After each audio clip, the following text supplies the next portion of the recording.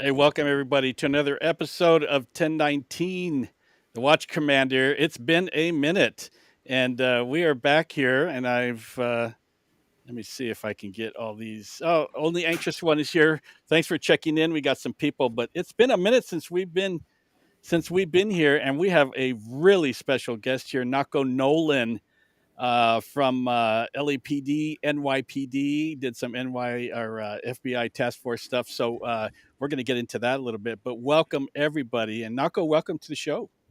Hey, thanks, Ken. Thanks, Mike. Appreciate you guys having me. And shout out to CC Woods for turning me on to you guys. So, CC Woods, yes. CC. The Um, wood. so Oh, there, Rick, check it out. Check out who's here. that's zippity doodah. Zippity Doodah's here, and if you don't know, Knocko, Zippity is Mrs. Mike Bornman. So we always Oh, we got to keep it PG rated now. PG rated, and No. she does not mind slapping him around a little bit right here in the in the comments too. Hey, there's Amy. 60 in the Madera County, 60 degrees. Is that No, what's happening? Or am I that missing? Amy is she's connected to the Madera County Sheriff's Department up here. Oh, cool. And she does the foundation, and we give money to them and their canine program. Oh, that's cool. Hey, Amy, nice to see you. So it's been a minute since we've been here. We were gone 1 week because, well, election night, and I was so stupid, man. Because so the polls didn't close till 8 p.m. in on the West Coast, and I'm on the TV at 10 a.m. or so, like something's gonna happen. I don't know. I guess the electricity of the day kind of got to me. But then I don't know. You know what? I kind of want to get into this for half. Well, no, I want to wait until the end because I want to talk to Knocko.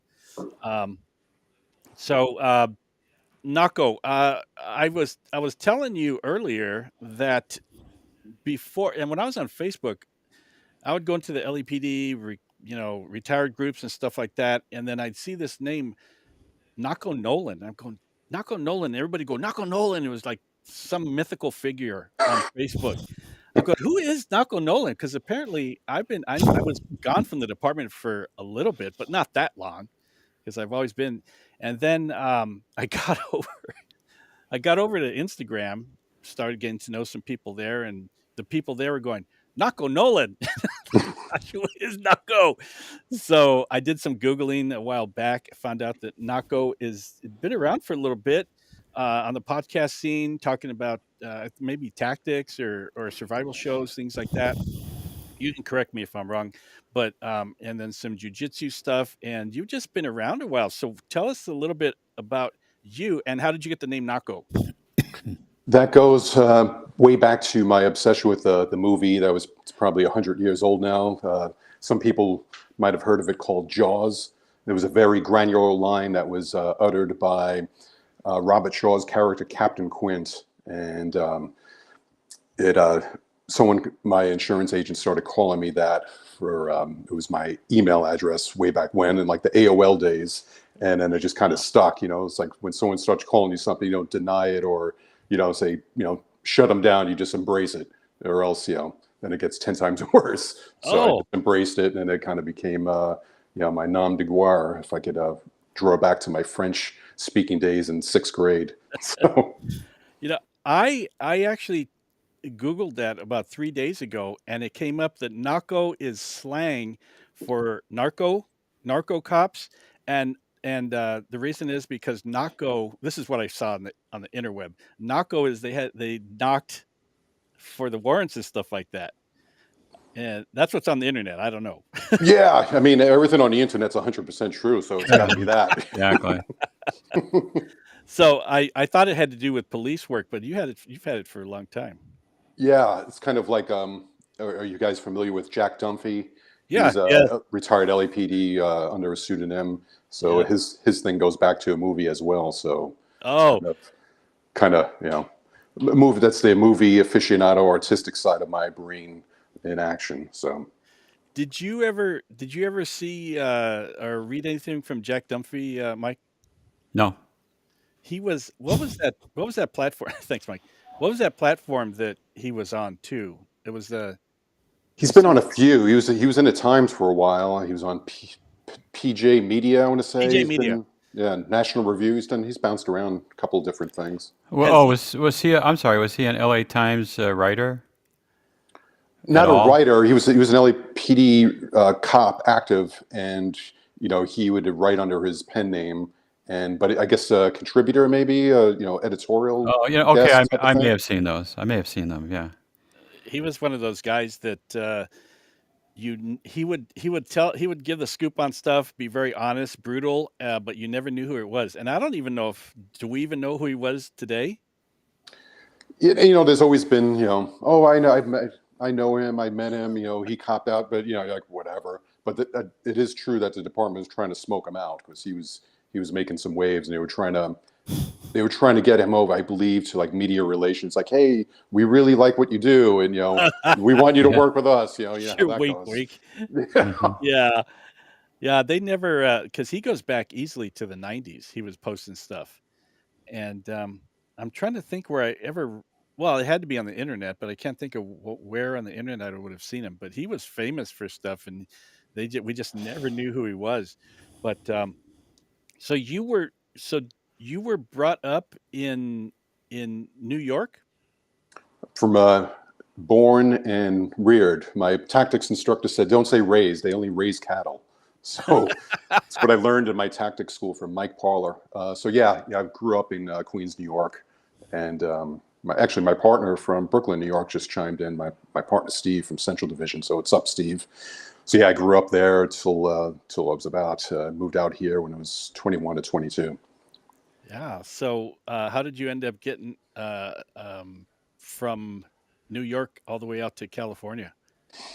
I was always a fan, or admirer, I should say, of LAPD and all the major police departments. I had the pulse on, and was very into the history of old American policing and its origins and roots and what have you. And LAPD was always an outlier, so I was always fascinated with the West Coast culture, whether it was like BMX, skateboarding, surfing, music, anything with the arts. Always kind of started off on the West Coast, so always had this draw to the ocean and to that other side of my brain, and just became fascinated with it. And the opportunity arose in the mid '90s when they started recruiting heavily, and they were doing expedited testing at the time, where you could come to LA and bang out the whole background process in 4 days. So a buddy of mine heard the commercial on the radio, and the rest was history. Did you ever think about applying to the sheriffs, and why not? I did, as big as they are, really didn't have a whole grasp on them because, kind of, movies and books, the majority was always LAPD or NYPD. True. And there wasn't much out there about the sheriffs to do a deep dive in. So, yeah, just wasn't much out there. So naturally, the LAPD silo was way bigger, and I gravitated toward that. Yeah, they're well. There you go, Mike. I mean, I don't. There's not much you can add to that. There, you know what? I wouldn't even try. But I will say that growing up out here in L.A., PD and sheriff's territories, I just applied for both and took the job with the first one that popped up. I Yeah. think but you know what? I think I made the right choice. There's a lot of things that I liked about the sheriff's department. As time went on, in my opinion, sorry guys, I thought LAPD was pretty top heavy in patrol functions, and you couldn't make an arrest, I think, without a sergeant coming out and giving you the okey doke or something, and we just scoop them up, throw in the back of the car, and drive them to the station. So, a little Well, more freewheeling, I think. we did that. We just arrested people, put them in our car, and went to the watch commander and got them booked. Bah. But we Watch. don't need no sergeant, We don't need no stinking sergeant. no stinking sergeant. Yeah, And Yeah. Knocko, I'm not ashamed to say that I applied for the sheriff as well, and I didn't pass my oral interview. But sorry to interrupt. yeah, yeah. You were pretty sad on that day, but So, okay. No, that's why I tell kids to apply everywhere, and whoever Yep. pops up first, Yep. grab onto it, and then reassess, see what you like, what you don't like. Yeah. I talk to candidates all the time, and they go, I got a call from this department, and they're like my second or third choice. I said, why'd you apply to them? If they're going to call you, police jobs don't just show up. You're very, very fortunate if you get a call from a police department, they want to Yeah. hire you. So don't be applying at places you don't want to. You know what? I figured that out. I actually applied for Burbank PD, and I went through and did their testing. It was like just a couple of day process. And at the end of everything, I knew I'd passed. I'm like, oh, please, God, I hope they don't pick me. want to be a sheriff. Oh, I don't want to do that. Well, at the time, it was LAPD or sheriff. A real quick story. I was told by the city LAPD. They said, we take X-rays and everything, and you have a bilateral transitional vertebrae. Oh And no! I'm like, oh fuck, am I dying? What happens? You're gonna die. And then and they disqualified me behind that. And then the sheriff's department, they called me up and they go, did you know you have a bilateral transitional vertebrae? And I go, no. I mean, should I do my will and all that kind of shit now? And they're like, I go, what does it do? And they go, nothing. It's just you have bilateral transitional vertebrae between I think your thoracic and whatever, and they'll DQ you sometimes because they don't want to have that medical issue pop up 10 years down the road and have to pay. But the sheriff's department was like, dude, don't even worry about it. So that was kind of like how I ended up with the sheriffs, because LAPD decided they didn't want my transitional vertebrae fucking up their department. So you were like the original trans cop, you could say, almost, right? I'd never looked at it that way, but I suppose you're right. And you know what? At least I did it in a bilateral fashion. So Hey, that's why they call it practicing medicine, and you get second opinions, right? The first one usually doesn't count. So there you go. You got your second opinion, and you're good to go. yeah, but it was, in fact, there was, God, this is taking me back to those days. There was this little guy, we called him Tattoo, really little guy, and he did the eye exam for the sheriff's department. The county, they send you through all this stuff, and the guy walks in and goes, how you doing? I go, I'm fine.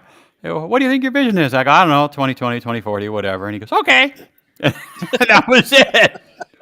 Just checked off the box and shoved me on down to the next group of psychos. But yeah, boy, that takes me back. It was fun times. Good memories of actually going through it and passing all tests and everything. Well, Knocko has some good stories about his background process. It Well, didn't go smooth.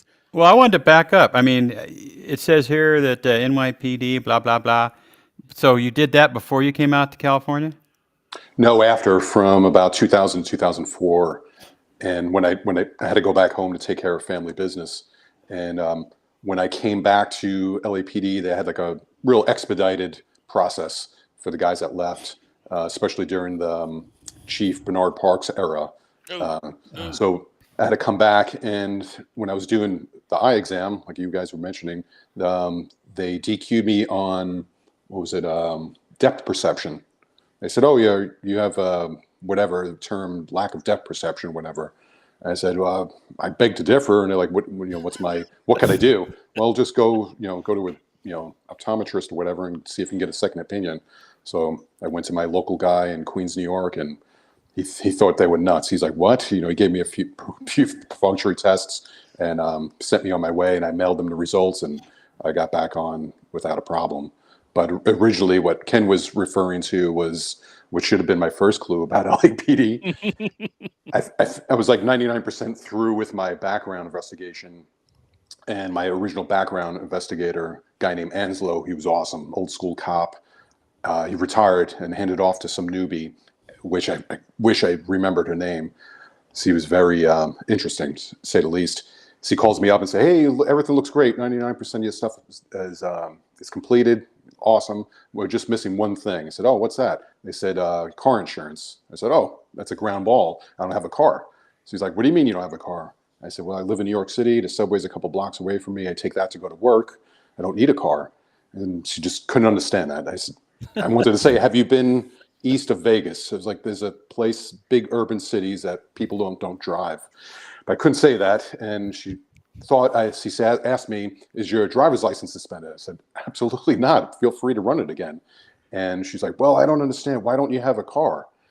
And I have to say, a couple blocks away, there's this thing called the subway, and it's a lot easier than trying to find parking in my neighborhood. So, a long story longer, she comes back, calls me a few days later, and says, "Well, I can't process this because I have this checkoff box that says insurance, yes or no, and it still says no. So if you want this job, you have to get car insurance." So I tell her, "It's like maybe I'm not articulating myself correctly to you. Is there anyone else I could speak to? Maybe it's just a connectivity part on my end." I said, "No, there's absolutely no one else you can speak to. No supervisors, no other investigators. You either get this or you're out." And okay, so somehow I found some kind of car insurance agent, explained the situation to him, and he was like, "Are you sure you want this job? These people sound like morons." And I was like, "Yeah, unfortunately, yeah." Embarrassing. So I'm like, "Just give me something that says I have car insurance." So I pretty much insured my feet. I called her up, faxed it to her. She was ecstatic, and then I was in. I I was there. That was in '96, and I was there in '97. That's never been a rule, so I'm not sure what.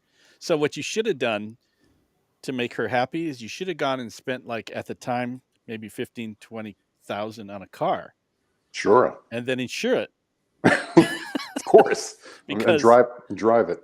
yeah.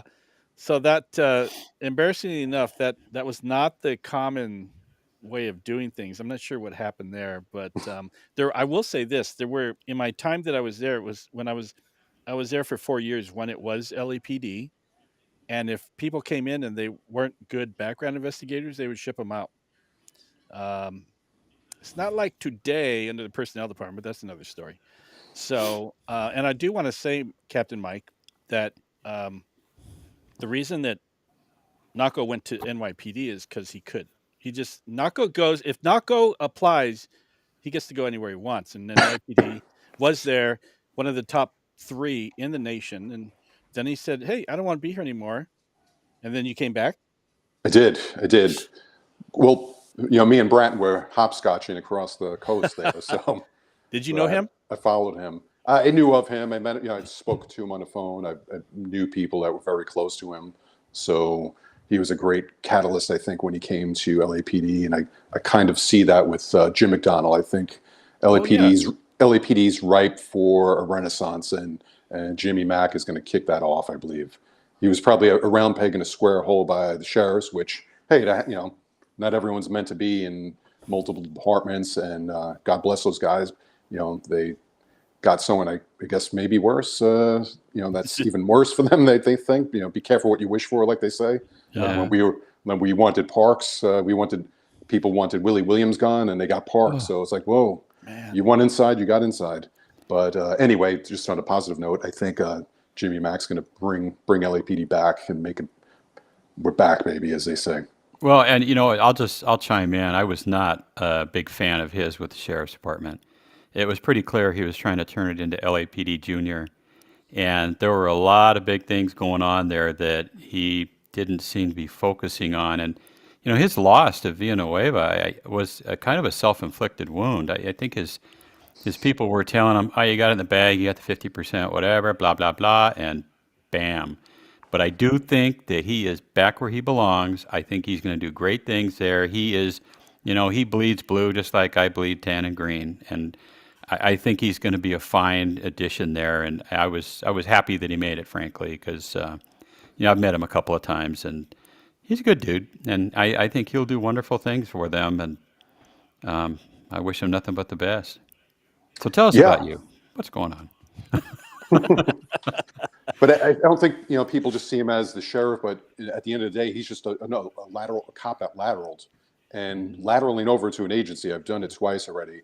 It's very hard. It's hard to join. Of course, you have bring baggage from your past lawsuits and uses of force and all that. But then just joining another organization, I always tell people that I joined you. You didn't join me, so I'm going to adopt to your ways. I'm not going to inflict you with my ways. So maybe there was a little bit of that, like Captain said, he was trying to turn it into a mini thing. It's like, no, you could change a few little things, but the sheriff's department's the sheriff's department. You join them, so you got to adopt to their ways and maybe interject some leadership and show them some other things, some other tricks you had up your sleeve. But it's very hard for cops to lateral and swallow their pride and do things someone else's way. Yeah, Yeah, agreed. generally, in all the time I've been around, usually when LEPD chiefs go be a chief somewhere else, almost always they don't like them. I think they try and make them LEPDs, but I think I didn't hear a lot about Jim when he was at Long Beach, but certainly when he went to the sheriff's, people were going nuts. Yeah, it lit a fire. It really did. And like I said, I think he'd have been a shoe-in if he would have kept to the campaign trail the last couple of weeks. I think he got some bad advice from advisors. He should have just continued to do what he was doing, and he would have gotten over the hump. But I mean, you got Alex coming in and promising that he's going to be progressive and make some changes, and yeah, the rest is history. And so is he. So you know, but then we end up with this dude there now, and I again not a fan. But we'll see. I don't want to jinx a guy. He's still got another year and a half in office or whatever. I would like to see him gone though. Yeah. And Yeah, going back to Bernard Parks, Knocko, what a mess. Bernie. He did not like LEPD at all. But did Knocko freeze? Oh, I think he did. You know, Knocko's frozen. he, yeah, I scared him and he froze. Oh, he's back. Oh, what now? Now what, Mike? uh, He was playing. Yeah, it was funny. I was walking down the street one day when I was working down at the hall, and who'd I see burping on down the street was Willie Williams. And talk about not cutting a uniform appearance and Mm, not being qualified. I mean, he was more interested in being at the pass line at Caesar's Palace than he was, watching his troopers. And yeah, I know he had a hard time getting post certified, remember? And hmm couldn't carry a gun, couldn't pass posts, but liked rolling them bones. So adios, Willie. I mean, that was a disaster. Yeah, he got a bad deal, man. He came in after Gates, and he Y- was Willie from Philly, and the league had a field day with him because the Thin Blue Line, the publication they put out every month, they'd put him on the cover with these comical things. But well, he wasn't liked because he wasn't he was the first not LEPD, and You people you didn't. think that's all it was? But I yeah, he didn't fit the uniform. I saw more than that, man. He did not. I grew up in a lot of LAPD areas, man. I always respected those dudes, those beautiful frickin' uniforms, and they're always cool. And all of a sudden, you got this big blimpy dude walking around, and he did not fit the image, and that was part of the deal. But I don't think he fit the mentality either. No. Yeah, they set him up to fail too. They were at a lot of subterfuge going on, but in retrospect, compared to the last few chiefs that we've had, he's glowing because he wasn't vindictive. He wasn't out to hurt anyone.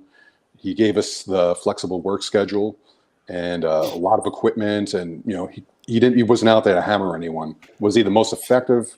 That's debatable, but he was a good person, and that's what we need is just someone that's decent, has a good heart, and we could show them the rest. If you have a good command staff underneath them that's supporting Yeah, them and not looking to Mhm. rat fuck them, which they I were from day one. So I really dug Gates though.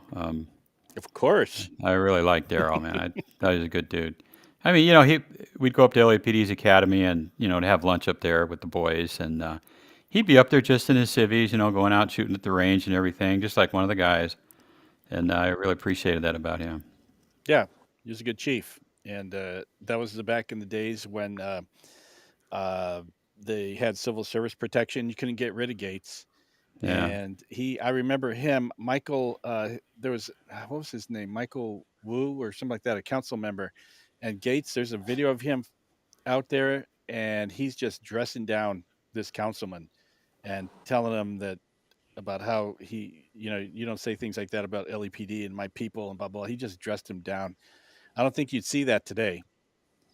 Where I don't know, Knocko, you've been around for a long time as far as LEPD goes, and I just don't see the Chiefs. And maybe Jim will change this, but as far as the Chiefs backing their guys, that was I just started with Charlie Beck and then Michael Moore, and I just was not pleased with either of them. Yeah, I understand. I mean, I wish Gates would have backed the Foothill Division cops a little better, and then yeah, George Bush hammering them at the time and sicking DOJ on them. So I mean, as time goes on, we tend to glorify all these past chiefs and forget about all the bad things that they did as well. I mean, he was sure. not a saint by whatsoever means, and definitely wasn't a savvy politician where it's all great, to thumb your nose in people's faces and grandstand, but you still have to get funding from the city council. You still have to play nice with the mayor, and of course, it's not about you; it's about your people. So when he did all those things, that shut down the pipeline for good funding and good relations, and it just had a huge collateral effect as well. I think that people don't really think about. So that chief has to play both sides of, hey, I have to play nice with them because it's going Hmm. to affect my budget. It's going to affect hiring. And LAPD was always understaffed, and that could have been avoided by somewhat playing nice. You don't have to bend over and take a knee, but you do have to acknowledge people and have a collaborative effort. Like anything else in the world, it's like you can only you know you can only stomp on someone so much before they bite you back. So I think that's what was happening back then as well. And Hey, Hmm. it was a who's shame your to see his career and at that, and he had such a glorious career, and to see it go out in flames like that, literally, was yeah, not not who's not who? great. Who is your favorite chief out of the ones you worked with? My favorite chief, by far, Bratton, and he's no saint. He Yeah, had a lot of he had a lot of baggage as well, but I think he bridged that gap of getting good funding, getting good relations. I mean, hell, he was dealing with a mayor that was the head of the LA's ACLU, and he played him like a fiddle. We got everything we wanted pretty much, and very effective. So hey, He I got Steven just wrote that about presumed guilty. I got an autographed copy of that. what? Yeah, I got an autographed copy from Mr. Coon. Oh my goodness! Did you know him? Yeah. No, but I got an autographed copy of it. That's all that matters. Did yes, Stacy has two master's degrees. I mean, he was on his way to high level policing, and dang. very very accomplished guy. And Yeah. again, sad to see his career go out the way it did. I mean, complete scapegoat. He didn't lay a hand on Rodney King, and did the best he could with the tools that he was given. Yeah. Complete Now, scapegoat. what do you guys think about that though? Because I hear stories from sergeants today where they're not even in the room and they're getting burned for stuff that their guys did, and they're not anywhere in the room, and they talk about they say something about control, blah Command blah and blah. control. Yeah, and I'm like, how do you burn somebody when they're not even there? And you're supposed to treat Well, cops like children or something like that. And then they're burning them today. I hear from sergeants in the field today, and they're sick of it. you know what though? I've taken responsibility for my people before. I'm the one who oversees them and I train them, and it's my job to make sure they do the right thing. And when they do something stupid, okay, they're under me.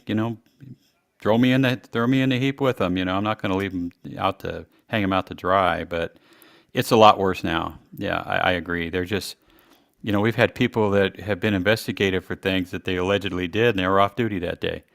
So everybody's nodding their head. Yeah, it happens a lot now. Mm, So, and it's you're basically presumed guilty in today's environment. And I'm hoping that changes too. Let's go back to Knocko. I'm really interested in the back and forth cross country crap I you're was going to doing. ask him about that. Yeah. What the hey? Ping pong policing. Yeah. How long did you go back with NYPD? I was there around 2000, 2004, so it was good to be part of the 9/11 rescue and recovery. That if I was back in LA, that would have killed me to been stuck out here for that. So it was the best and worst of times, as they say. Yeah. So what's the differences between LAPD and NYPD? I mean, they used to be 180 degrees diametrically opposed, and not for a good thing, but nowadays they're very alike. Very alike, which is, like I said, not a good thing.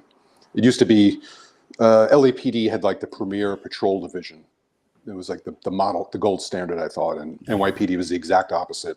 And but NYPD investigative services, all their detective bureau stuff was beyond top notch, and LAPD's was, no fault of their own. It's just how the detective division's kind of like a stepsister within the department, and then the way the hours are situated and the court system and all that. So I don't think they really have their chance to shine as much as NYPD detectives do.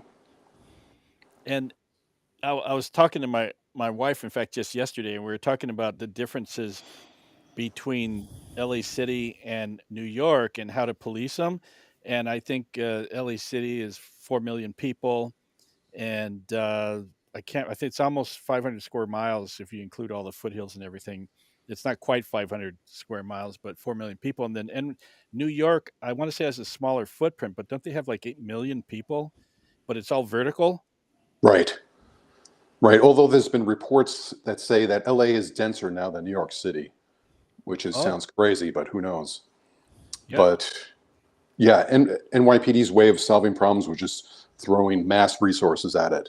Just flooding a certain area with every asset in the world. At the time when I was there, it capped out at 41,000, I want to say, cops, and it's shrunk drastically, like LAPD has.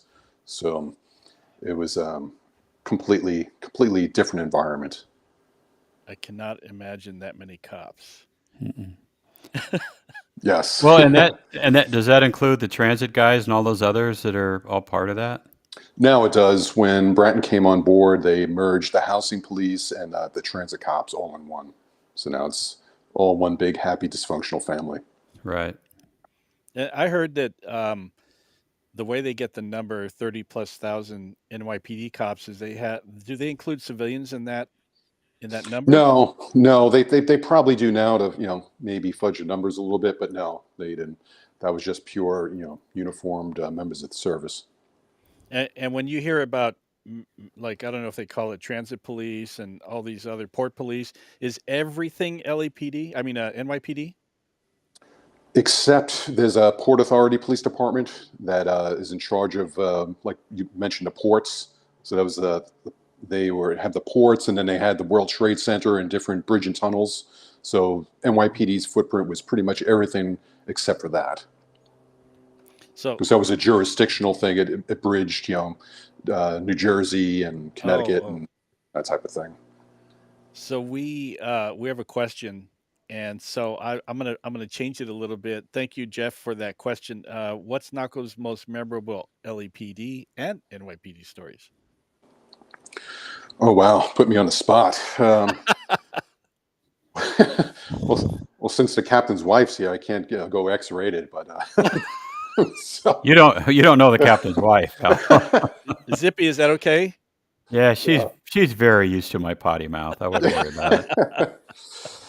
Oh, but memorable police story. I mean, like I alluded to before, is being down at ground zero for the year plus was just extraordinary. I blacked out most of it, unbeknownst. When I get together with Mm.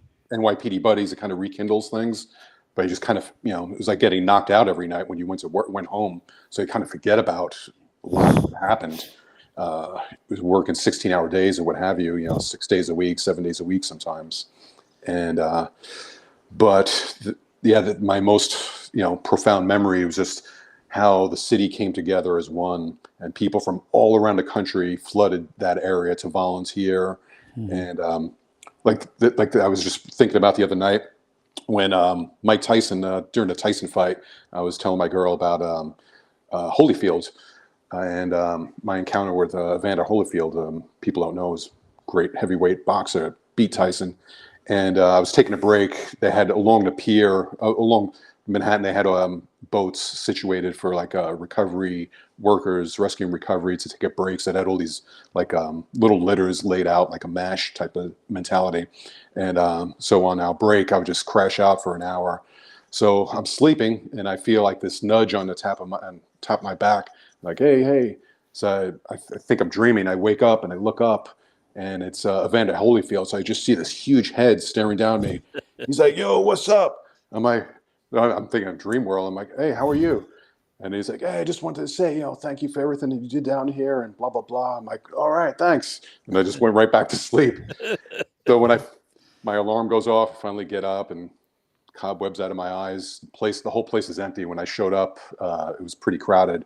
So I walk over to the guy where we had to sign in, sign out, and I said, "Hey, this might sound really stupid, but was Evander Holyfield here?" And he's like, "Oh yeah, it sure was. Yeah, he was, talking to guys." I'm like, "Oh wow!" I'm like, I completely thought that was a dream or a nightmare or whatever. But uh, yeah, those little crazy things like that really were good highlights at when things like that, the Tyson fight, come up.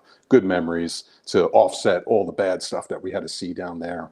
So What? that's So you were there. You were there on 9/11. I wasn't working. I was in upstate New York with my family, but yeah, right after that, everyone scrambled down to the city and then took care of business for a year or so. I do. I want to ask about that. Mike, did you have a question or? Yeah, I was going to just say something about all that going on. And we have a guy, he moved from New York to become a deputy, but he started out as LA, in NY Fire Department. And he joined right before 9/11. And after that happened, for like 2 years straight, they had him on funeral details. And he said that just killed him. He after a couple of years of that, he went and came across the country and became a deputy sheriff for a while. But just incredible, the stories that come out of there. There's this. There's this photo that um, where you probably know him, Chaplain Mike Hmm. Knocko, Yeah. where they show this photo of him standing out with the guys and blah blah blah, and then the next photo is him being carried out of the building, and he's not alive anymore. But that, do you know anything about him or? I just know people that knew him, and they just, beyond what he did that day, they just said this guy was like a saint. And of course, he was down there and tending to the lads and taking care of business. So, yeah, a very, very influential man and very revered before that. And of course, after that, it was, you didn't have to say anything after that, what that guy meant to everyone. That I mean, if you ever get a chance, you guys, to look up that story, I think it's Chaplain Mike, and I think his Yeah, last name is Father Michael Judge, I Michael think. Judge. Yeah, and it's not Michael, common spelling. It's like Mychal, if I'm not Yeah, mistaken. it just, if you take a look at that photo, that just, I think that photo. There's so many photos about 9/11, but that one just hit me really hard. And then I think within the last month, they just had an article that some first responder, I think it was NYPD, he just passed away from his injuries from that day as well. And there's still a lot of officers that are struggling and are dying still today Hmm.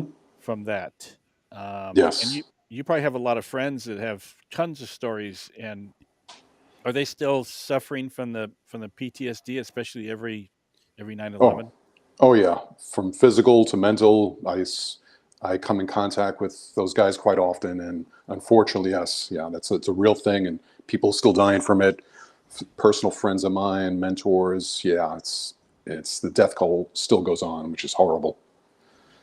Are there a lot of coppers that are still on the job from that time? Yeah, not that I'm aware of. I mean, it's been what has it been now, like 23 or 24 years. I'm sure there are. Actually, there is. I'm good friends with one that I know personally. But yeah, it's NYPD used to be traditionally like 20 and out. They do 20 years and then move on. But as society is changing, where people are getting married later in life and having kids later on in life, they're starting to extend that. But for the most part, after 20, unless you're a captain above, they move on. I can't even imagine. Mike, what were you doing on 9/11? I was sitting in an office at Pitch's North facility. Yeah, I'm sure somebody said that. I mean, I'm sure everybody remembers where they were when that happened. Yeah. It was just, in fact, I was watching the coverage, and this news anchor is blabbing away talking about the first one, and behind him, you see the second plane come through and hit the building, and the guy just keeps blabbing on. It's like, dude, look behind you. It was just surreal. Yeah, my partner Steve mentioned uh, Bagpipe Brothers, a book. If I could recommend the best documentary I've seen on the whole 9/11 aspect, but just on a personal level, it's called Twin Towers, and it's about two brothers, the Vigiano brothers, and one was a fireman and one was a policeman on NYPD's version of SWAT. They called it Emergency Service Unit, and it's about maybe 35 minutes, but it's probably one of the most impactful documentaries you'll ever see. It's about the two brothers that perished, and their father was a fireman. So unbelievable, unbelievable story. Yeah. There's there was one that I saw, and it was two. I want to say it was two brothers, and they had accents, like they were maybe from Europe or something like that. And I want to say it was almost like 90 minutes, but they had been taking cameras through the whole area, and then the one brother lost track of his other brother, and he didn't know where he was, and they're filming this whole thing. But I think within the last 5 years, I stopped watching 9/11 stuff like that. It's just Too difficult. too sad. Uh, Yeah. it's the most terrible thing to watch and to relive it all the time. And you've got the photos of the flying man and or the falling man or whatever they call that, and just a really difficult time. And I can't even imagine NYPD and all the PTSD and everything. And they lost um, so many officers and firefighters and stuff like that. It's just a difficult time. And every year, I post every year. I post something on Instagram, but I just get it's just too sad to watch. Hmm. Yeah, I'll never forget it, but I try every day to forget it, if that makes any sense. Yeah. It enters my mind Were almost every day. so you were off duty, and did were they mobilizing everybody, and did you just Oh, get a call? well, yeah, all the power lines were down for cell phones and all that. So you just knew like we're at war, and I'm going down there and getting a piece of it and contributing. So yeah, they mobilized everyone. I think I checked my answer machine a couple of days later and then heard one of our admin people left a message, but it was obvious. Everyone Yeah. was all hands on deck. And it looks like Mike does Mike P know you? I'm sure I know a lot of mics, but what's up, Mike P? Sounds like he knows you. Yeah, Yeah. that's have you been to the memorial since then? You know what? Like what you were saying to try to avoid that. Yeah, I have no inclination to go down there. The memorial's right here. Maybe I never say never, but yeah, it's pretty painful to want to go down there. And I didn't agree with with the Freedom Tower. I'm like, hey, build those towers again, Hmm. make them higher. Let's go. So that whole Freedom Tower thing and how long it took them and the politics behind that, I wasn't a fan. So yeah, no desire to go down there. Uh, what so then when did you go back to LAPD? 2004. 2004. And what made you come back? All my family stuff was taken care of back home, and my parents retired down to Florida, and Bratton was out there in LA. So I was like, all right, my mission's done here in New York. Go back to LA where things were a lot sunnier and a lot funnier. So So so a lot of people wonder about this. So what rank did you leave at? I was I P2 or P3, I think. And Yeah. then when you came back, did they give you your same rank and pay and everything? Yes, it was weird. You come back, same everything. They made it very seamless, I got to say, other than the depth perception thing. And when I came back, I put in my wish. You get put in your wish list of 3 divisions, and every time I had a wish list, I never got what I wanted. No. And I got sent back to actually my old command, Hollywood division, which turned out to be great.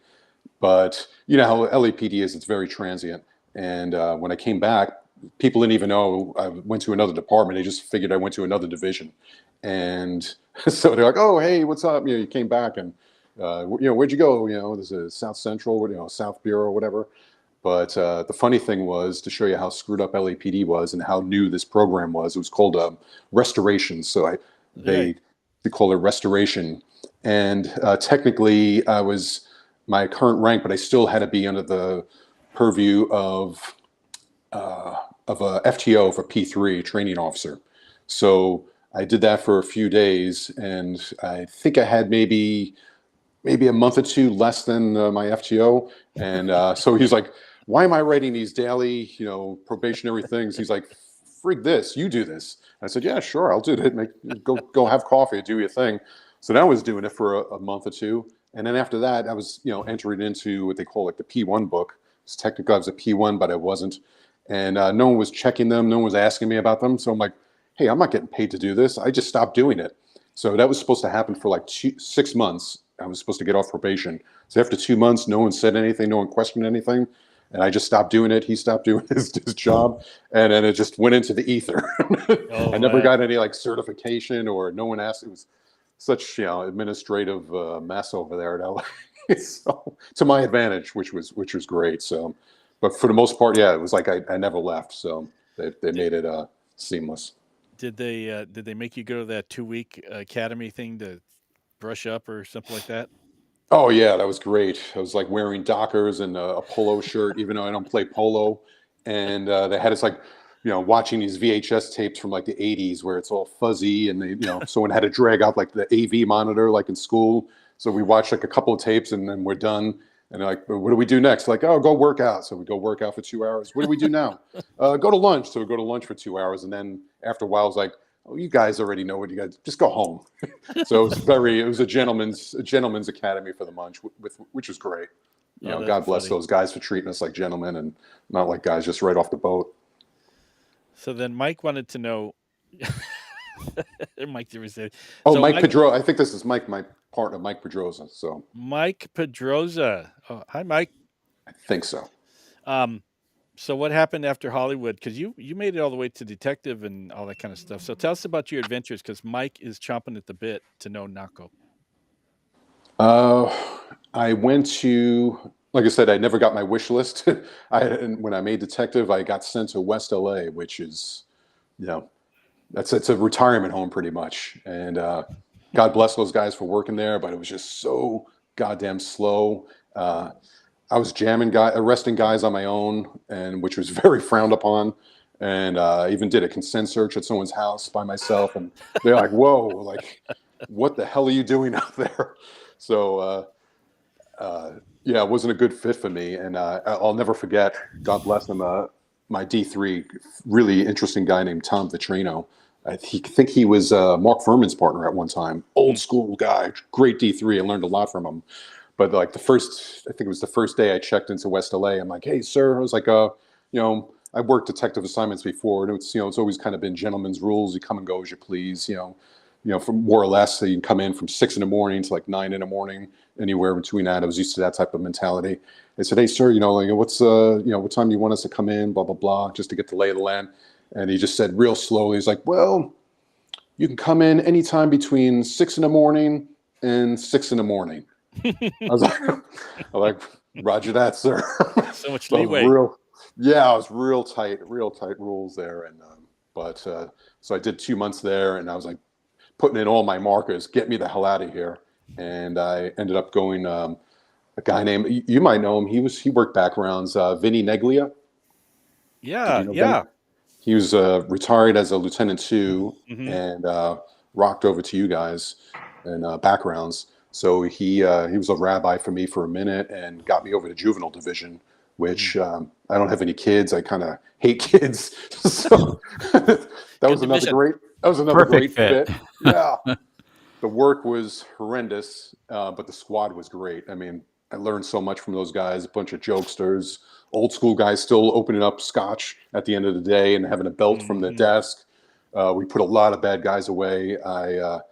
My contribution, I was telling my old partner today, Steve, juvenile division, I was up in the valley, in San Fernando Valley, and most of our caseload was all undocumented nationals.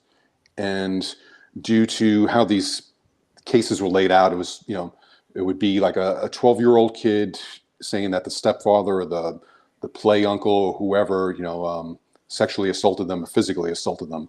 And the preponderance to get a filing from the DA's office was so high, you either needed a cop out or some kind of um, biological evidence, which, most sexual assault cases, you don't have that. All this stuff is late reporting. So it was extremely hard to get a conviction on these guys or a filing. But my trick weapon was I had a great contact in the county jail. Mhm. Can you hear me? Am I Yeah. No, you're okay? fine. I had a great contact. Shout out to the sheriffs. I always had great relations with them. The OSG guys when I worked Crash, and ended up linking up with this ICE agent. So every guy that we arrested was almost undocumented, and so I'd make one call to this guy, boom, they'd ship this guy off back to the old country. So if we didn't get filings, hey, at least we got some relief, temporary relief before these guys hop the fence again one day. But might take them some money and time. So we were quite effective with that. So I think that someone talked about the sanctuary city thing in the Mhm. comments. So yeah, LA's always had that kind of bubble. Same thing with New York. And it goes back to Daryl Gates, who we mentioned earlier about Special Order 40. But Mhm. a lot of LAPD cops and don't know their policies and procedures and manual.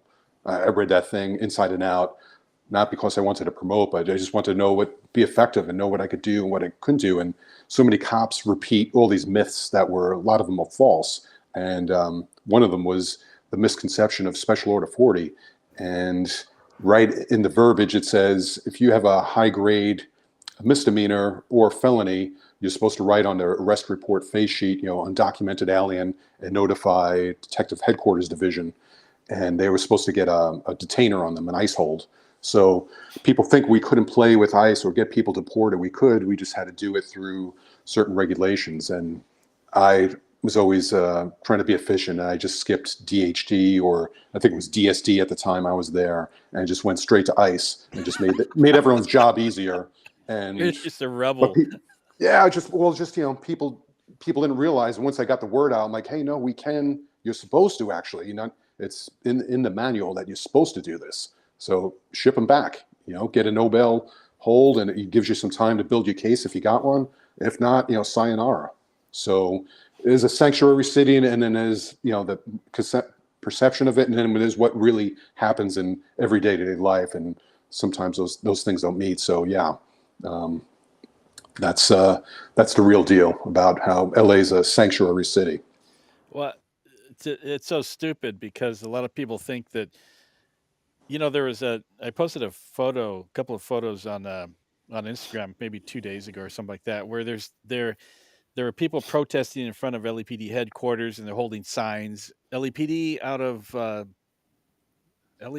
something or whether uh, they think they have this misconception that LAPD officers go up and go, "Hey, so are you here legally?"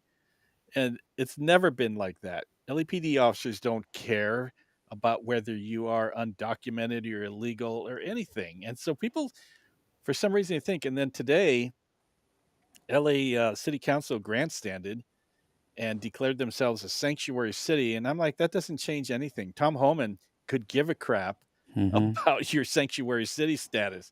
I don't know how you guys feel about that, but I like Tom Homan. Yeah, I mean the city council is all about symbolism and very little follow up or effectiveness. So it makes nice headlines, and when the guy runs for a next office, he could say, "Oh, I was instrumental in declaring the city of LA a sanctuary city." So instead of saying, Yeah. "Hey, I got X amount of potholes filled, crime went down in my district, I got housing, I got this and that," but they're not effective at that. So it's a lot easier to grandstand on some kind of nonsense feel good thing instead of getting good results. Yeah. Well, sanctuary city is meaningless because I don't know if they've read any laws lately, but it's a federal issue, and the feds are going to come bulldoze right past you in your sanctuary city crap. So, like you said, I mean, all it is symbolism. Hey, look what we did. We're standing up to Trump, and it's like, okay, just don't let the steamroller hit you in the ass. So it's just, it's all politics. Tom Homan's not going to care. There was maybe about 3 years ago. There was a liberal city, a blue city, or politicians. They got all pissed off because ICE was wearing jackets, raid jackets that said ICE police, and they're like, "You're not police," and blah. They're getting all bent out of shape because they had they're law enforcement, and sheriff's departments when they contract out to cities, they go, Rancho Cucamonga police, they don't have to say, I'm the sheriff's department, I'm law enforcement. Everybody's a police, they're law enforcement. So they were getting all upset about that. And then today I was just curious about that because this came out today, and I was thinking, what if somebody was released from, and ICE knew where this bad person was who was an illegal, and they knew where he was, and he was in LA, and they in fact had an address. ICE has an address, and the guy does something bad, but they go, hey, yeah, we didn't tell you. We didn't. It was our policy not to tell you there's a murderer or something in your city, and here's the address. But does it work both ways? Good example. At the end of the day, the average person that lives in a city, they want to live in a safe city. They don't care about sanctuary cities. Like, I want my city to be safe where my kids can be in a park and not be surrounded by bums, and my old lady can walk down to the corner store and not get jacked. Yep. That's what they're for. It's the small minority throwing you know throwing bombs about all this symbolism and what have you. So, but I think this last election, they got to start listening to what the people want and not what they think they want or what they're trying to impose. They're supposed to represent the people, and they have it lopsided. They think they know better than the people, and they're not trusting what the people want in this state. And you see where the direction is after those last election results. So, Thank God. and even corporate America, you see the whole thing with the LA Times owner. So Yep. Yeah. it's swinging the other way, fellas. But it's a pendulum this time, or a wrecking ball. Well, I hope that LA Times owner is true to his word, not only on political stuff, but can they give a balanced reporting on LAPD? Because the LA Times, when they report something, that Liber Janney and what's the other young lady you guys mentioned, Chris Carrie Blakinger. Carrie Blakinger, when they report a story, it's going to be slanted against LAPD and the sheriff's department. And is he going to go? Is he going to do the same thing when they report on law enforcement, or are they still going to be slanted in their reporting? If they That's even still exist anymore. You know, they're there. they're in some trouble, and I think he knows that. And we'll see how it sorts out. But I'm sure there's going to be some lefties in there like Blakinger that aren't going to care. They're going to write the story the way they want to until they get slapped down. I find it interesting because remember during the election and Washington Post, along with Times and whoever else, they didn't endorse Harris, and the Washington Post lost 200,000 plus Hmm. subscribers. And so I didn't hear anything about the LA Times, but Knocko, here's a question for you: did you retire as a D2 or D3? D3, I mean, D2. D3 meant going to meetings and being out of the field a lot. And yeah, that wasn't, D2 was great. It was at that great in between, where you could still supervise and lead and mentor everyone, but then you're in the field, at least the position I was in. And it was all field work for the most part, but still have some of the administrative end where you could take care of people. D3 was profoundly more and more meetings and things that had nothing to do with police work. And that's not why I got into policing. So Yeah. everyone's saying, yeah, you got to make D3 and lieutenant. It's like, no, I don't.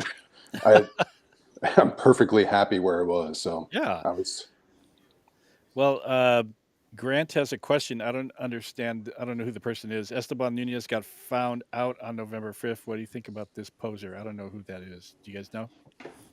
Isn't that like a liberal DA from up north that got booted out? I don't remember that name though. Let It me was a look. female that got booted out. up north of in Northern California. She got recalled, but I don't know. Grant, tell us who that is, so we can kind of maybe catch up. Maybe the name doesn't. If you have questions for Knocko, ask away. We are taking live questions from him. But what unit did you retire out of? Fugitive warrant section. So it Fugitive was warrant out section. of gang and narcotics division. So did you So go out of the country? I got to go out of state. The supervisors didn't. It was usually a two-man operation and two detectives. But if someone was a knucklehead and was going to be a problem and use of force, then I'd fly out with them and do my thing. So, yeah, and during my time there, I don't think we had any international cases, but I'm sure they've gone international, grabbed some people up. But yeah, it was great. It was probably besides being on in Major Crimes Division, probably my best assignment that I had so much fun in. It was purely in the street and plain clothes, which, as you see me with a beard, I haven't I haven't shaved since like 2006, I want to say. So, Since the That third grade. right. I pretty much act like a grade school kid. So yeah, that's There you good. go. Yeah, during the riots in '92, they mobilized the whole department, including all the undercover guys. And I saw some undercover guys that were in uniform, full uniform, but they had ponytails and beards and stuff. Because they're like, I right. think they go, if you're going to mobilize me, I ain't shaving. So they came out with all that stuff. Um, if I'm not mistaken, if I'm Grant, you can. I don't know how this comes into 2024, but I believe Fabian Nunez was a legislator in California back when Schwarzenegger was a governor, and his kid got popped for murder. I thought some kind of murder, and before he left office, Schwarzenegger pardoned him or something like that, and so he got off scot free. Is that the same guy? Yeah, Arnold's buddy. So, something happened recently or something, Grant? Because I didn't hear about that. Um, and then Pamela Price was the GA who got booted. So she's number three that got taken out. What do you guys think about Gascon being gone? Go ahead, Cap. Oh, I was just going to hallelujah, brother. We were worried that since he's a registered Democrat, the Dems might jump in to save him at the last minute and get the vote out. But there were crickets chirping over there, and I think they realized he was toast. And Adi frickin' os, man. I was just talking about him with the wife today. Who is he? I mean, he acts like he knows better than the community at large, and he's just a smug rat bastard piece of crap. And I'm sorry if I'm being too harsh on No, I him. love You're it. I being love too And it. I kind. and I and I hope he's watching because thank God he's unemployed. Go do something else, dude. Okay, that's my opinion. I I echo the good captain's words. The only caveat I'll give him: he's probably one of the few people that campaigned on what and did what he said he was going to do, which Yeah, wasn't what we liked and what wasn't effective. But I'll give him that. He actually did everything, pretty much everything that he yeah. said You he know was what? going You're to right. do. You're right, and that's what cost him his job. Yes. It was well, on our podcast over the last couple of years, man, we've done nothing but bag on him for all the just insensitive bullshit he's been doing. And you know, I'm glad he's gone. But you know what? We're going to suffer the effect of him for a while until things settle down. Oh Well, yeah. I got Gascon memes on Instagram that I can't use anymore, but whatever. Um, what what was I going to ask you about I met Gascon? Gascon actually a couple months ago at a party. He Oh. showed up at someone's party, and wow, that was like shaking hands with Hitler. It was a very, very eerie feeling. But he, was he he was very gracious toward me, and told me some funny stories and anecdotes, and you know. But yeah, glad to see him move was on. it was his voice really that high?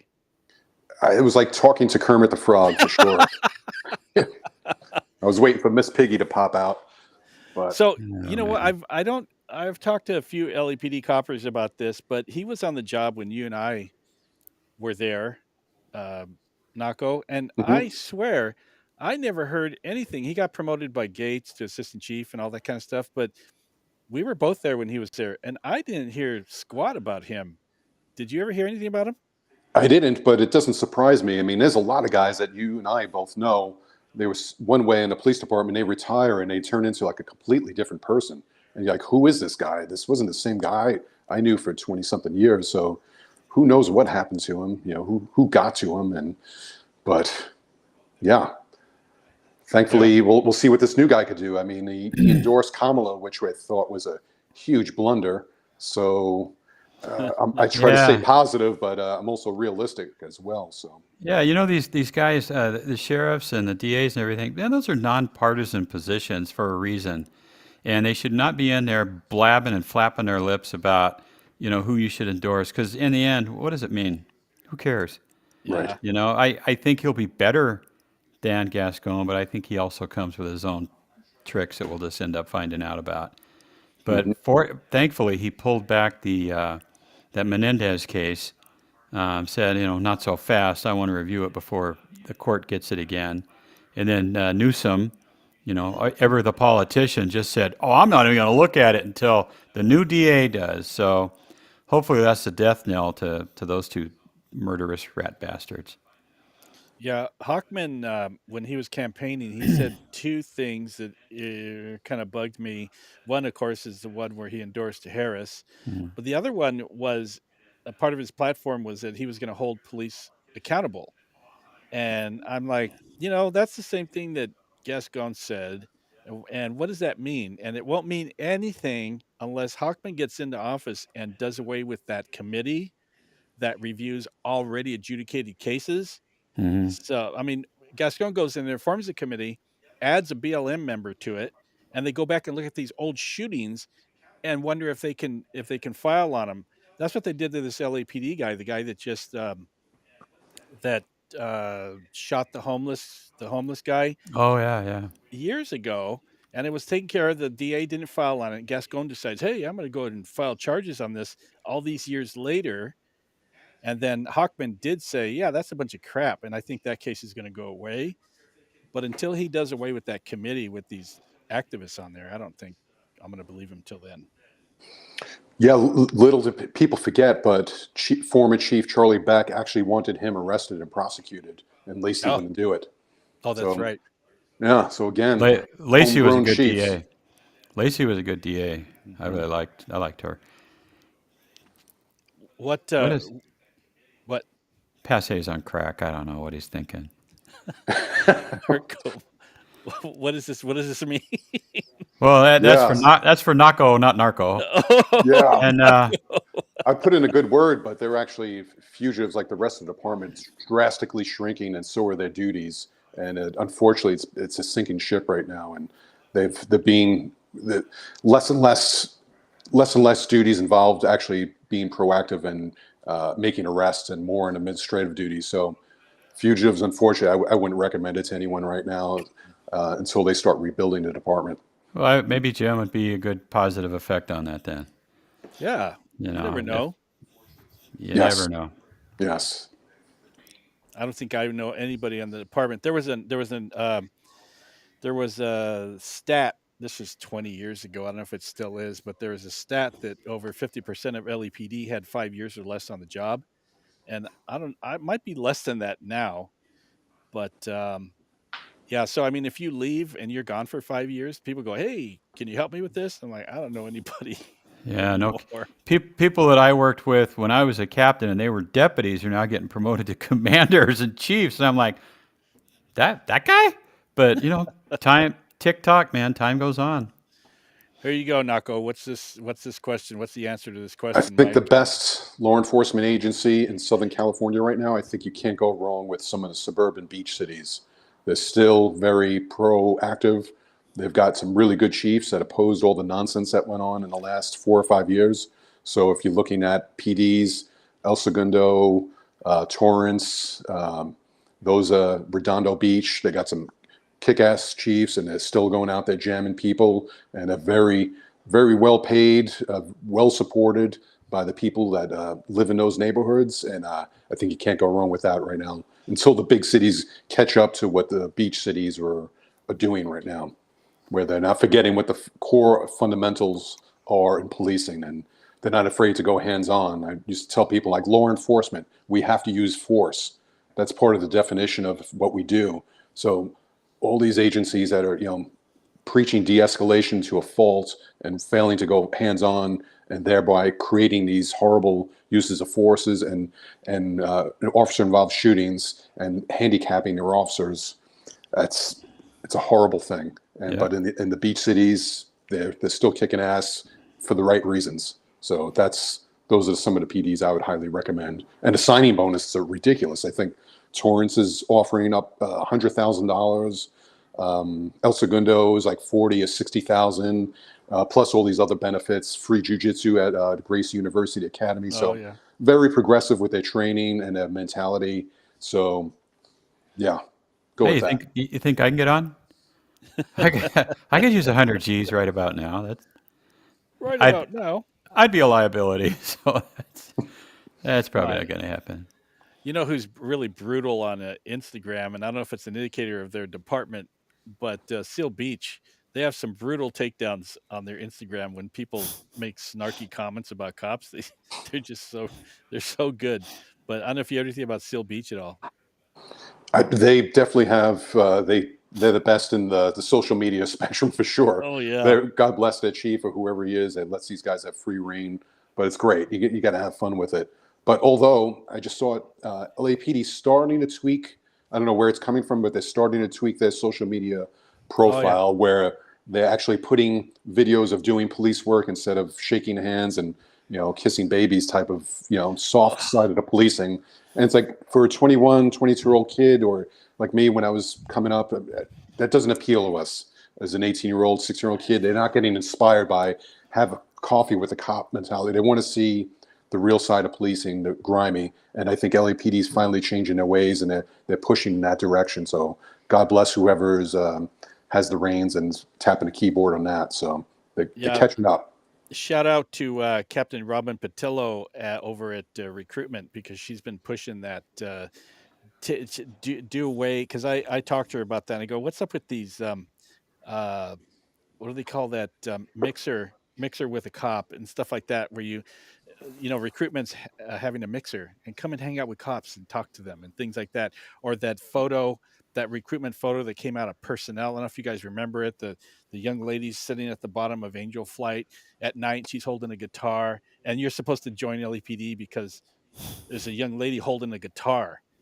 I'm like, what is this? And so she's the one behind that, changing that around, because man, I don't know what they're thinking. But go right out of uh, you know basket weaving at college and become a cop. That doesn't seem to work for me.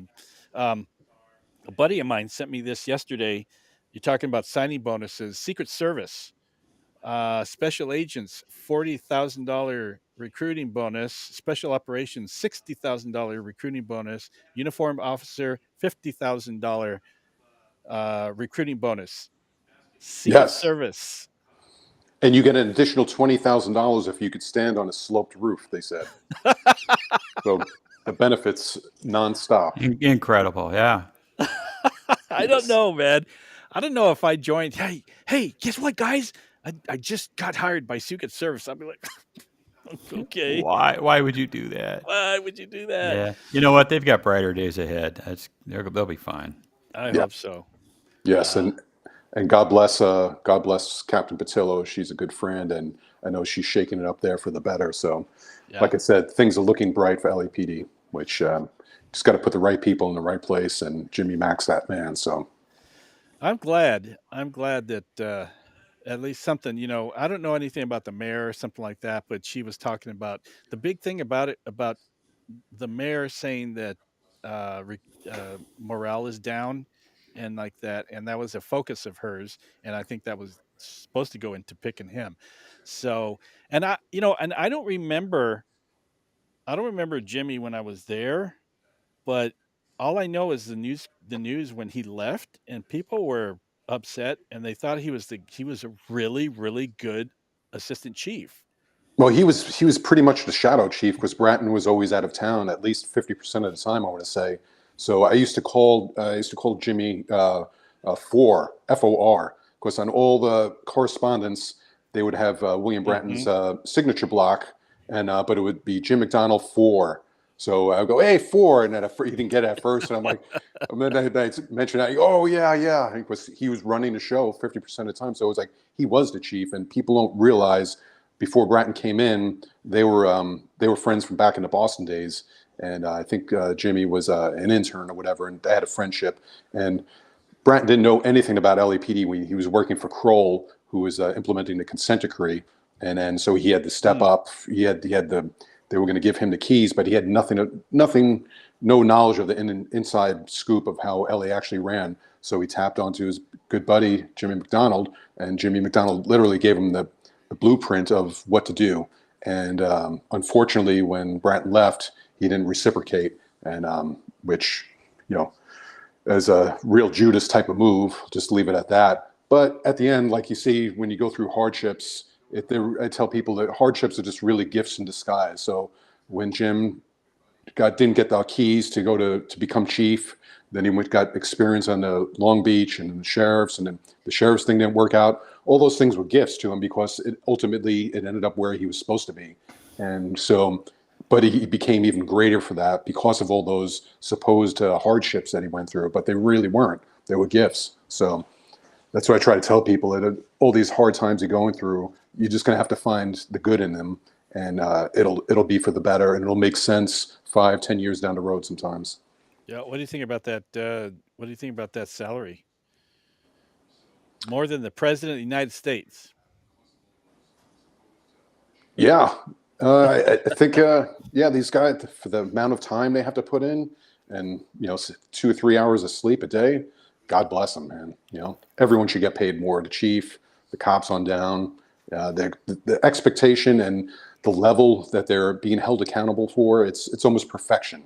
You have to, especially in critical incidents for use of force, the level of review has been nothing like has it been in the past from our days. So these guys are asked to do more with less, and the standard is almost 100% perfection, which is ridiculous.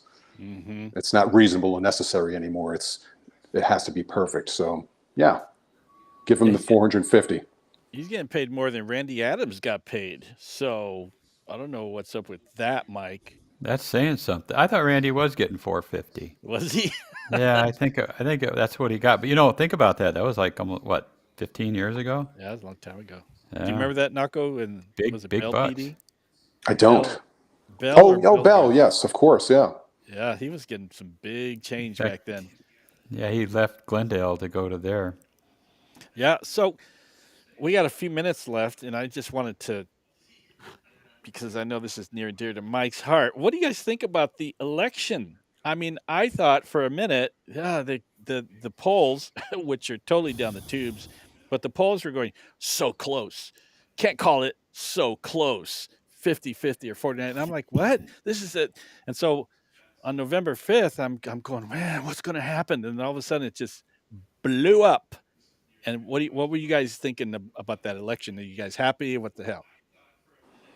Uh, I was sporting wood. I mean, the I was like you. I kind of started watching early because it back east, might be 5 o'clock here, but it's 8 o'clock back there. And I'll tell you what, once they called North Carolina and Georgia fell into place, I knew that was it. And people that do polling for a living need to find a new job because I think they were afraid to show the true numbers. Mm. And they forget that a lot of Trump supporters are not going to talk to pollsters. It's like, you go ask somebody else. So I think it's a awesome mandate, and man, I am so much looking forward to the next 4 years. I think the biggest concern I have is keeping Trump alive. Um, Oh yeah. it's pretty scary times that we're in. And in fact, who was it? Dale just mentioned something about the Secret Service relieved a guy of duty for. It wasn't just anti-Trump stuff he was posting; it was pro-Antifa. And I'm like, did they not screen that dude? Mhm. It's like, yeah, that's some pretty scary shit, especially with the one the one attempt that almost got him, the second one that would have got him if the agent hadn't to start shooting at the guy in the weeds. It's man, they better quadruple his security all the time. Yeah. What did you think about Yes. all that? Yeah, I wasn't surprised. Well, I actively campaigned for Bobby Kennedy, so it was great to see him get a seat at the table with under the current administration. But I had so many people that were undercover Trump voters hit me up and say, you know, I can never say this, but yeah, I'm definitely not voting for Kamala. And it seemed like there was so many converts I was hearing from, from friends and associates and just chatter that of hearing, on the outside. So when it happened, I wasn't surprised in the least. So, and just if you just look at the numbers when she ran in 2020 and got 1% of the vote, and she didn't even win Oh California, it yeah. was like this isn't a good candidate to put forth. So, Wait a uh, minute. She was a candidate of joy. How can you say that? And that other creepy dude that she had kept doing those high kicks. The VP candidate. Tim Walz. Oh my God, what a lion! Everything he said was a lie, and they pointed out. And you know what? The press just crickets. They didn't care. She's a No, can. She's a candidate of joy. they're still talking today about her flawless campaign too. Oh, That absolutely. $20 million in the hole, but anyways, $4.5 billion. that's a lot of money. 4.5, and in how many months? Like 6 months or whatever it was. That's That's a terrible. that's a lot of dough, man. I got a question for Knocko, and Sonia wants to know if you like Bosch. huge fan of the TV series. I've never read the books. I'm not a big fiction guy, more of a nonfiction, although I'm working on a fictional book. But Oh, they've got some great advisors on the detective side. They pulled some guys from RHG, a guy and a gal, and they really nailed it really good. So much so where they film at a Hollywood division. I worked there for so many years. I thought it was I thought they filmed it at Hollywood Station, and it was a replica set, and it was fooled me. So great show. I love how they integrate jazz music in there. The iconic locations like oh Musso yeah. and Frank's, they just nail it. Yep, awesome show. I read that they did film it at. I read a whole article about it. They did film it at Hollywood Station, but The they pilot, were out. I think it was Oh, the is that very where it was? first one, the pilot. Yeah, Because I was looking at that, and 'cause I had been to Hollywood Station in Detectives too, and I'm looking at the show. I love the show, by the way, and the Legacy show. I'm waiting for the new season to come up, but I was looking at it and looking around and go, "God, that looks familiar. Where is that?" And then they showed the sign, the famous homicide sign says, "Our day begins when yours ends." I'm like, "Dad, that is really good." And I read about it, and that was Hollywood, that first pilot, and I thought that yes. crazy, man. Because I said they knocked it out of the park. The offices are right there. The desk. I mean, where do you get those old wood desks today? And They so, yeah. Props to them. That and The Wire. I think one of the most realistic law enforcement serial shows out there. yeah, I can't wait for the next season of Bosch Legacy to come out. That's a good show, and they kind of I like it where he sticks it to the to command and everything like that. So that was my favorite. Of course you do. Yes. So what I was going to ask you, what is your connection with Bobby Kennedy? Did you guys happen to know each other? How did that happen? Well, everyone that's Irish is we're all cousins. It's a wee little island, so everyone knows each other and everyone's related somehow. It's you can only there's only so many pubs in Ireland, but yeah, my grandmother was a delegate for Jack Kennedy and campaigned for rest in peace Jack Kennedy and Bobby Kennedy's campaign. So it was just kind of a family legacy, and it's strange to see, my family was all, Kennedy Democrats, and it resembles nothing of the Democratic Oh, Party today. So, oh, but thank God there's people like Bobby that are, keeping that tradition alive and pro peace, anti war, pro health. Just can't say enough things about him. And yeah, so just a good model. I've learned so much ways of living just outside of political spectrum, just ways how to conduct your life, and him being in recovery for like 40 something years. I mean, all just his just personal things, just marvelous guy and huge student of history. I implore everyone just to listen to one of his long form podcasts and hear him talk about history, and it'll blow your mind. His memory recall and linking the U.S. history to modern day and the future, where we're going, is unbelievable. How he links that all together in a layman's digestible type of verbiage. Fantastic. Did you guys see where the New York Times thought they were going to stick it to him in an article? And there's totally got slammed for the stupidity of it. But I like Robert Kennedy. I remember I was only 10 years old when his dad died, but I remember that night my grandmother was crying, and I was sleeping on the floor in her bedroom, and she was crying. She woke me up, and I said, "What's going on?" And she said that Bobby Kennedy had been shot, and that family has such a tragic um, history. The older brother of John Kennedy and Robert Kennedy was killed in World War II. He was a pilot, and the sister, one of the sister, um, they just had so many, just the assassinations and things like that. But what a colorful family! Talk about a dynasty. And you're right that the Kennedys of old would not recognize the Democrat Party today. Mm-mm. No, no. And yeah, you nailed it. And then when Bobby Kennedy got assassinated, they brought him to Central Receiving Hospital over there in Rampart Division, Yeah, where you probably did your medical stuff there too, right? yeah, So yeah. yeah, we a lot of LAPD links with that, with where we did our medical stuff, and then we did SWAT training at the Ambassador Hotel that was defunct.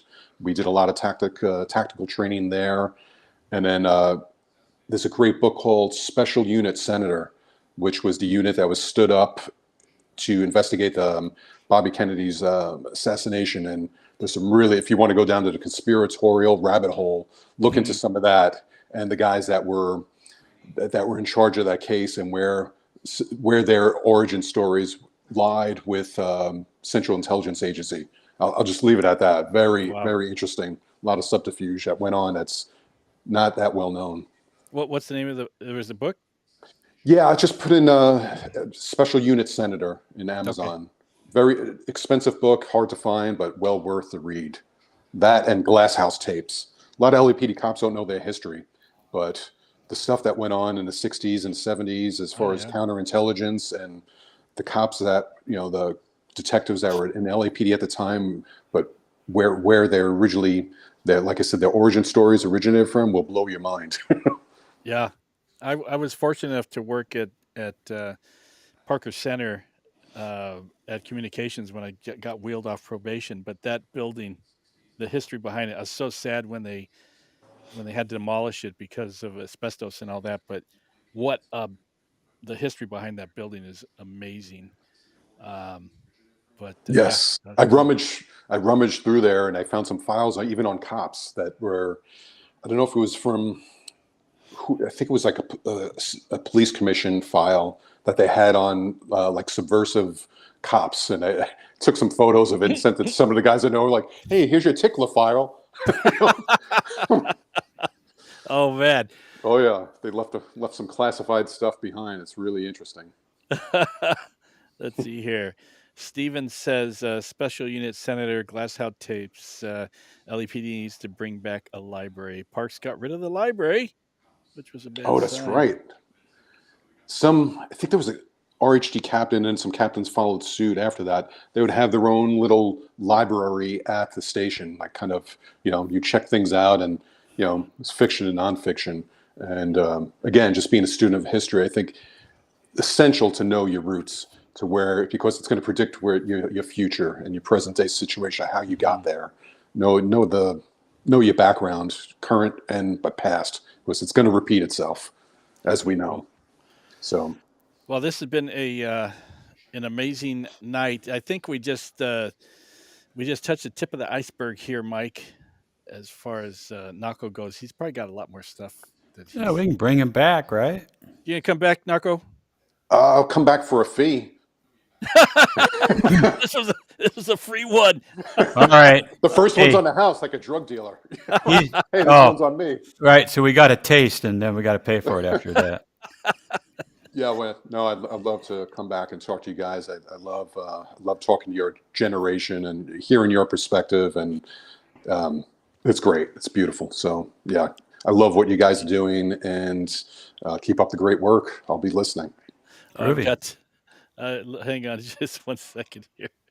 This is this will cover the night. The Tao of Knocko. The Tao of Knocko. So yeah, so guys, we should be back next week. And Steven, I want to give a shout out to Steven there who's faithful. And I want Steven to come on the show. So Steven, get a hold of me. Love to have you on here. And before we go, Knocko, do you remember Matthew Hunt was I think he was a deputy chief. Yeah, he Uh, was Irish as well, oh man, or a kind of a fake brogue. I heard he he had like a well, foot on brogue. yeah, when he spoke, he had that Irish brogue, man. And, usually we hear of guys that they have the East Coast, like Jimmy McDonald with the East Coast kind of accent, but this guy he's like from Ireland. I think he That's was what I born in. heard. That's what I So, heard. But there's a guy. I think there was two guys. I read one book. There's a His name was Bill Hurd, William Hurd, mhm. and he was in the RUC over in north of Ireland. I won't call it Northern Ireland because it's all Ireland. It's occupied. But he was in the RUC and then joined the U.S. Army and then joined LAPD and wrote a book about his escapades and all that, which is fascinating.